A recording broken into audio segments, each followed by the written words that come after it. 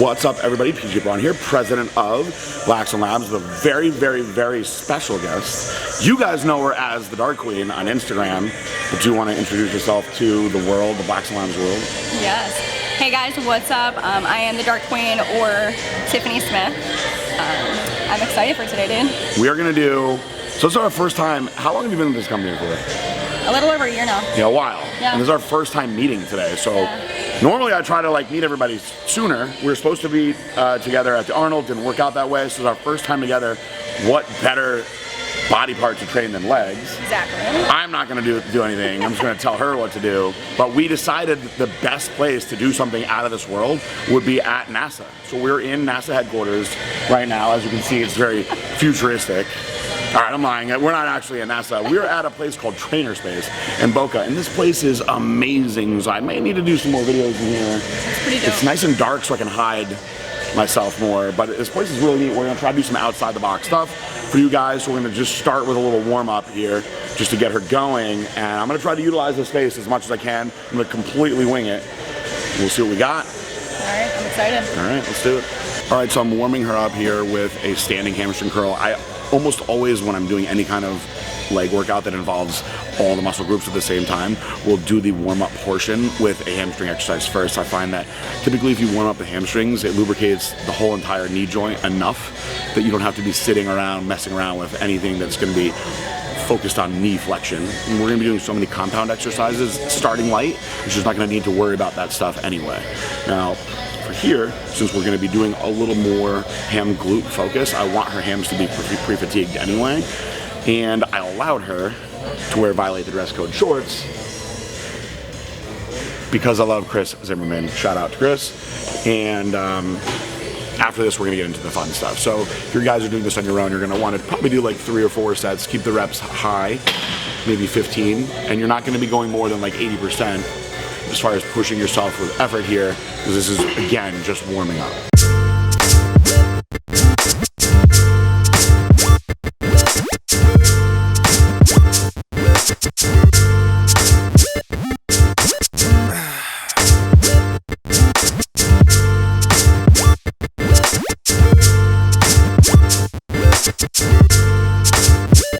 Alright, so we're going to do, again, outside the box stuff like I do in all my videos with you guys. So when I came in here today, this gym, you typically have to have a trainer with you.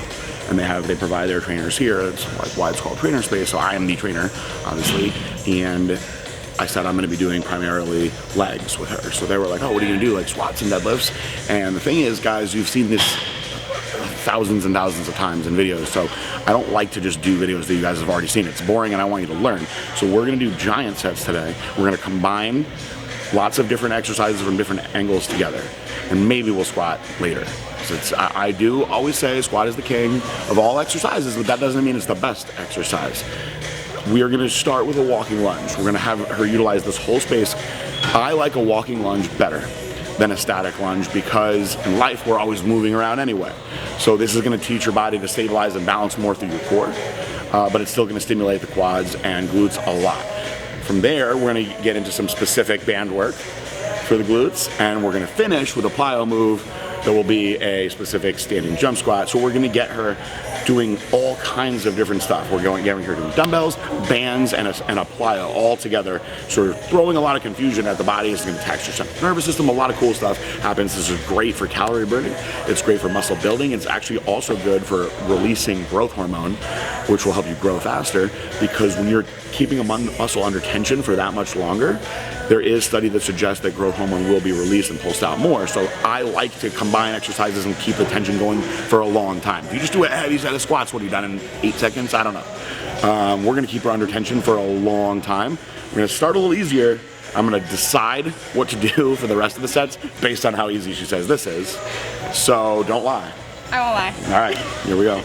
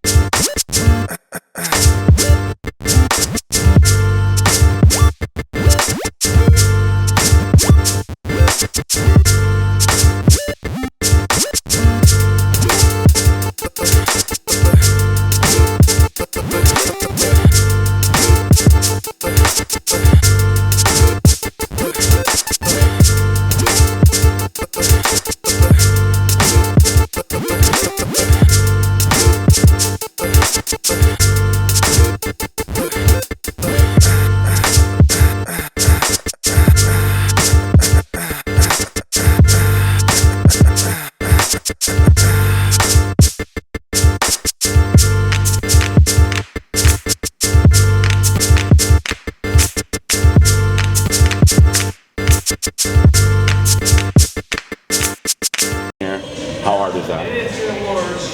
5. Only a 5. So that means I have to pick heavier dumbbells.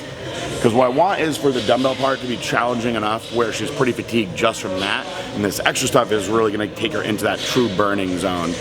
And I had her basically doing like 15s. So for the walking lunges, I wasn't counting, but I'm assuming it was about 15 for each leg. Then for the band stuff, she did 15 on each side, and then she finished with 15 of the jump squats. So we're doing your typical bodybuilding exercise, you know, your hypertrophy-based stuff. We're doing band work, just keeping them under muscle under tension the whole time. And then we're actually going into a plyo, which is an explosive jump move. And what's cool about that is because I'm actually going to now tell you guys that I'm going to squat her heavy after this, that explosive part, right, that you're doing with no weight is going to make the actual squats now much, much more challenging because now she's going to have that weight compressing her. And although she just did all this explosive stuff, she's going to be wanting to explode and not really be able to because of all the weight pushing her now. So we're going to keep doing more of these and tire her out sufficiently. And then we're going to see what she can get out of the squat. So anybody that is watching this, if you've ever squatted after doing something like this, is truly hard. And most people squat in the beginning when they're fresh. A lot of times I'll make people squat at the end. You're not going to be able to do nearly as much weight, but this is how you really challenge yourself. And one thing that you want to be careful of, and I'll ask you this, is are you having any kind of like extra pump or blood going in your lower back right now? I did after the hamstring curl, but that was also due to deadlifting 205 reps the other day. Ah, see? So I didn't know that when we came in here. So, you know, timing of all this stuff is important too. For instance, with the Freak, we had a workout where he did a very, very hard back workout that had deadlifts involved, and when we were trying to do hamstrings, I couldn't do the heavy stiff legs with him because of his back being sore. So if you have an issue with your back being sore from like a leg workout or something, it's probably not a good idea to then try to squat heavy where you've got, you know, this part of your posterior chain that's very, very fatigued. So if she's just tired from the other day, we'll see how she feels when we get to that more part. But these are all things that are going to affect you as far as the weight that you're able to use, guys. And people get really caught up in, oh, I squat 225 for 10, or I do this much for this many reps. When you are doing exercises out of order, your body has no idea what 225 or 10 is. It doesn't know. It just knows when it can and cannot work. And you're going to find out things about yourself, about your stamina and everything else when you switch things around, switch the orders around and do things outside the box that aren't typically normal. Like this is not, I think, like something that you would normally do, right? Yeah, it's a little bit out of the box. I could tell, like, for starters, she has a very fast metabolism, and for her, putting on muscle, although she has a ton of muscle, is the more challenging part. So she's eating and lifting heavy, you know, to put that on. So this is outside the box for her, but what's good about it is when she goes back to doing her normal stuff, she's gonna have a good response because we're shocking her body now. Absolutely. What we'll do now is we will walk. We're gonna repeat this again with these dumbbells again, and then when we get back to the other side, I'll let you have a break, and the break is gonna be me going to get heavier dumbbells, and then we'll get back into doing it again. All right, cool.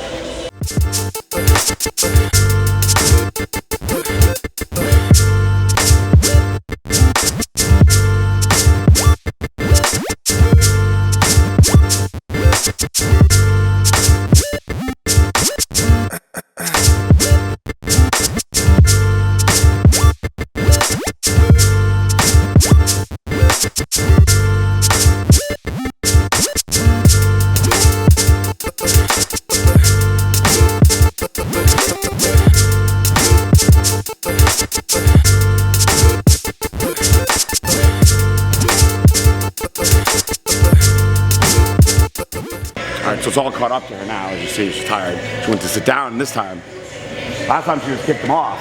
So what I'm gonna do now, that was our third set. I pushed the dumbbells 10 pounds heavier, which for a small person like that, a 10-pound jump, it's a significant jump. So what we're gonna do now, we're gonna do one more set. What's getting her really is the jump squats at the end after all this. So for this final set, I'm gonna actually have her do it in reverse. She's gonna jump squat first, go to the bands, and then walking lunge, and we'll see what she can get out of the walking lunges. This floor wound up being the perfect length for what we want to do, is shooting in a 15 rep range for everything. And then she'll get a break, and now I want to see what she can do as far as squats after all this stuff. But this stuff, guys, you do this stuff in your workout, you're going to want to stop. when you're done doing 3 or 4 sets of this, you're not gonna wanna lift anything heavy. So that's when you gotta really dig deep into what you have in there. You're gonna probably need a good partner to push yourself on the squats. You've got me here. If you have a trainer, you have a trainer spot you. You're not gonna go hard by yourself. A small percentage of people will. They'll be able to dig deep hard on your own. But a heavy compound exercise like squats, where you got that bar in your back and you're already really tired, it's just human nature to not give it your all. So I'm gonna make her go all out. I'm gonna pick her up if she can't come back up. So how much more do you need? Now, 1 to 10 scale, where are we at now? We're like an 8 and Okay, 9. that's good. That's what we want. All right, guys, so now that she's fully fatigued, I'm gonna make her squat pretty hard. So what we're going to do is 3 heavy sets. We're gonna warm her up first. And I'm gonna have her go heavy sets of 6 to 8 reps. I'm gonna have her fail.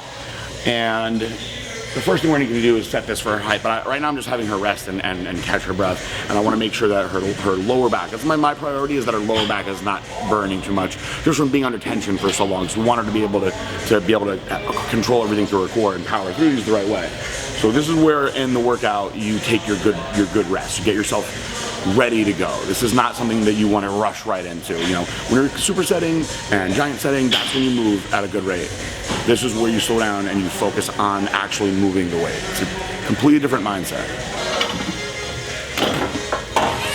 Right, so I asked her beforehand, what do you typically start with? And she said usually like 135. So I figured we'll warm up first to get to 135, and we'll see how the 135 feels. So what I'm gonna have her do is, my goal is failing between 6 and 8 reps. So what I'd like to see is if she can still get a good 8 reps with the 135. We had her do 95 for 10, 115 for 8.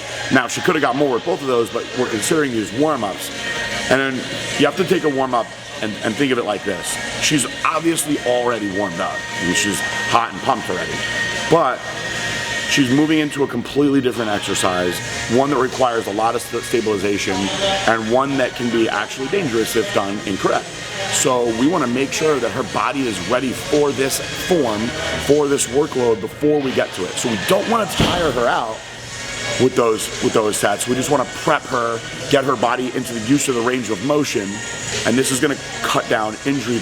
You know, it's injury prevention. That's what we're trying to do. So we're going to cut down the risk a lot. Now that initial risk is out of the way, of course there's always things that can go wrong, but I'm going to spot her really close. You guys are going to see the proper way to spot somebody on a heavy squat, and based on if she gets the 8 here, we'll decide where we want to go for these next 2 sets of going to failure.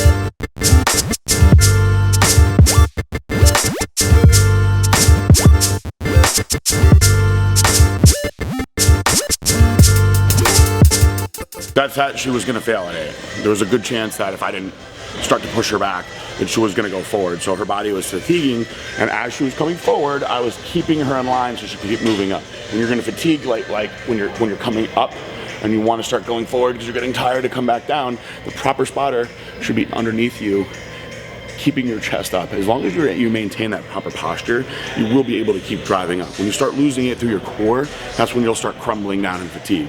So you always want to make sure that when you're spotting somebody that you're keeping them in that proper plane of motion so they can keep driving the right way. And I wasn't picking her up, I was actually just keeping her in her line so she could keep driving the right way. So give her a really long break there, and it's okay to do that when you're going to try to lift this much heavy weight. And she did a hard set of 6 before. Honestly, if she could get 5 of this, I'd be really impressed at this point, because this is a significant jump. We're going from 155 to 185, so it's a 30-pound jump. She has been able to do this weight fresh for a set of 10. Now, she's obviously not fresh, she's anything but that, but I gave her an extra break, and this is gonna be like really grinding out to a true muscular failure at this point, and I'm here, of course, to pick her up if need be. But you never wanna do anything like this unless you have a proper spotter. If you do, and they know what they're doing, see what you got. See what you can do. And if they're there to pull you out of the hole, if you're getting stuck on the bottom, that's how you know what a true failure on a squat is. A lot of people think they're going to failure, and training like truly to failure is a very, very difficult thing to do. And with a compound exercise, it can be dangerous. But this is knowing when you can't get back up, that's a true failure. Where I'm not going to allow her to get stuck, but I want her to see where she fails now. So.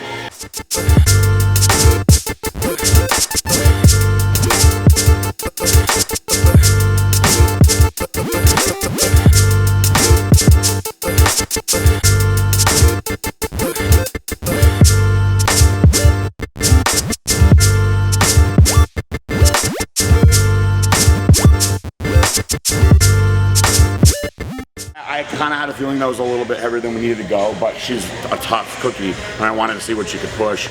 Again, I knew also that this was a weight that I could easily take away from her. If I was spotting a guy with like 405, I'd be like, come on, man, let's just get you back in the rack. Very, very, very impressive. Now, we're going to go back to some more reps and pure isolation, because I've thrown some heavy weight at her body, and she's fatigued from so many different angles. Now we want to get into flushing that fascia with so much blood that it expands and has to grow. I wanted to prioritize more glutes and hams today. Her quads are very dominant anyway, and they're now pumped and very tired. So we're going to go into some ham glute specific exercises. We're going to do a dumbbell Romanian deadlift, and what else are we going to do? We talked about this already, I forgot. Cable kickbacks. All right, so we're going to go from a dumbbell Romanian deadlift. You'll see the proper form on this. I like to do these with a barbell. Dumbbell is actually probably a little better for where she's at right now for just balancing everything. And the cable kickbacks you can really do anywhere. So I'll strip this and we'll get over into that. All right, so we're moving into the superset now. She's going to start. We're going a little heavier with the dumbbells. That's okay. Honestly, on these, I'd rather her be in like a 10 to 12 rep range. And I wanted to really, really focus on the actual squeeze and contraction on the kickback. So I think we're picking a smart weight here for these exercises. I want to take the stress off her quads and put more blood flow into her hams and glutes. The key that I want is her to be very, very sore over the next couple days through these areas and know that we shocked her body in a way that she really got a lot out of it. So.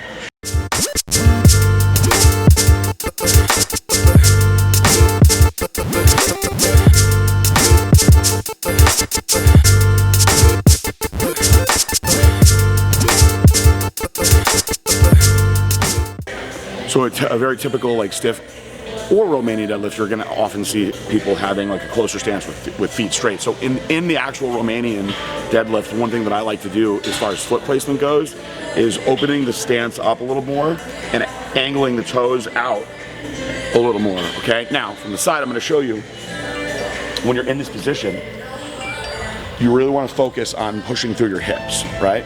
So what I do is I think about the exact spot that I want to hit. So when you're in close, you're going to go feeling it from the back of the knee, right? But when you open up with the toes angled out, and you take your hips and you bring your hips back, what I do is I actually think of that insertion point up here.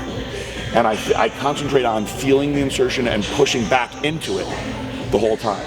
So you're going to feel like you're falling. Like if you're not holding weights like I am right now, you're going to feel like you're falling backwards because you're pushing back so far, but you can really concentrate and get that mind-muscle connection on that. And so the first thing I asked her when she was done, I said, do you feel it differently that way? And she said, yeah, I feel it up here more, which is what we want on something like this.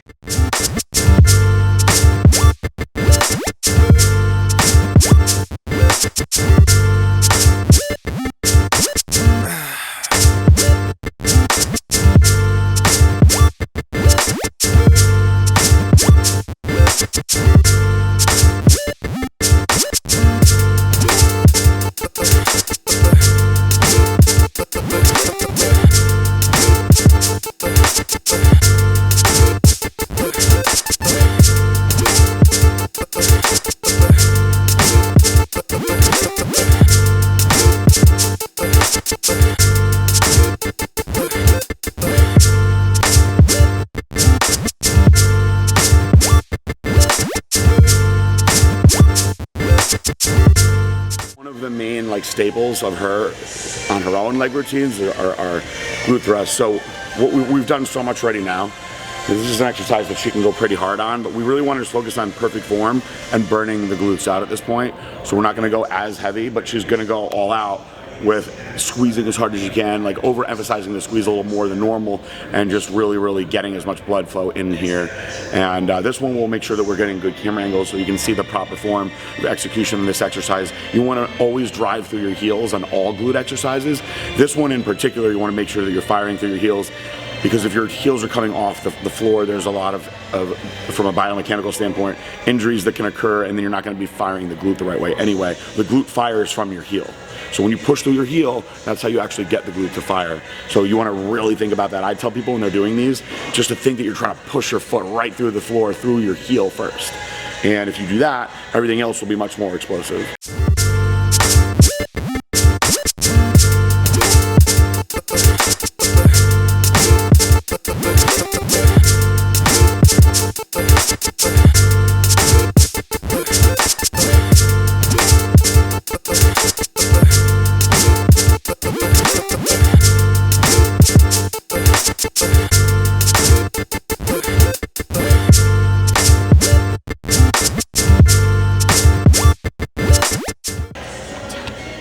Back is toast?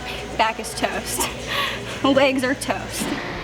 So when I first came in here, I was really taken back by the glowing heads and how bad I want them for Blackstone Labs, but I want them to be my face, my head, and I want, instead of having the pretty plants coming out, I want it to be a fountain of red ice dust that just pours down my face the whole time. And I wanted this so bad that I don't care that you guys probably can't see me or Dark Queen at all. I mean, she is the Dark Queen.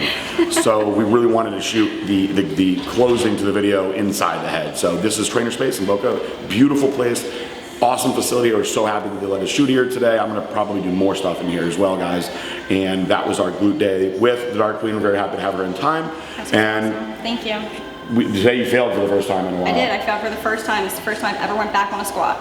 And first time that she's actually worked with a trainer in a long time as well. Yeah. So lots of firsts today, but if you guys like this place and like the setup here, let me know, and I'll let you know what you have to do to come here and work with a trainer and get a workout in. And maybe I'll come in here myself and do some stuff. I don't know, I don't really work out anymore, but we'll see. So as always, for the Dark Queen, I'm PG Braun. Peace out, bye.